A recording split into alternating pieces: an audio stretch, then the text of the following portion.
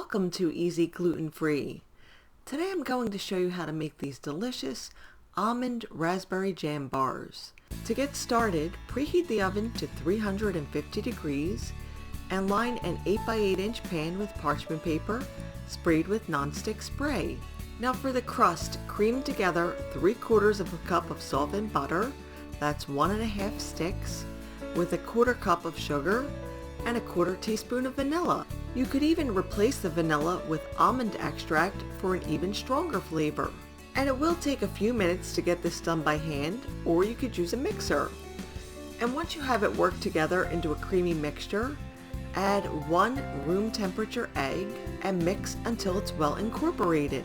And if you're doing it by hand like me, I find a large fork works well for the mixing. And this mixture will look curdled at this point, and that's fine. Now add 2 cups of almond flour, and I used the blanched variety for a lighter colored crust. Now mix until you've got a soft cookie dough. Then transfer the dough into the prepared pan and use an offset spatula to spread it into an even layer on the bottom. Now bake the crust for 20 minutes or until it's just getting golden around the edges. Then allow it to cool completely so it doesn't break apart when you add the jam. And I've added a 10-ounce jar of raspberry jam, and I actually used Polaner all fruit on mine, which is made with just the raspberries and fruit juices. Now gently spread it into an even layer, being careful not to break up that crust. Sprinkle over 1/2 cup of slivered almonds, then give the pan a little shake to get all those almonds stuck to some jam.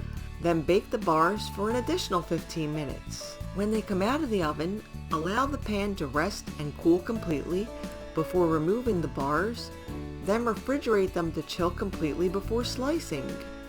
And with a sticky dessert like this, I like to use cupcake liners to make them easier to serve. And let me tell you folks, you're going to love the soft, delicate almond crust with the sweet raspberry jam and crunchy toasted almonds. You really got to try these folks. And if you need a printed copy of this recipe, you can always visit my blog at the link below.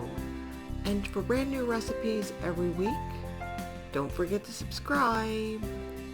See you again soon.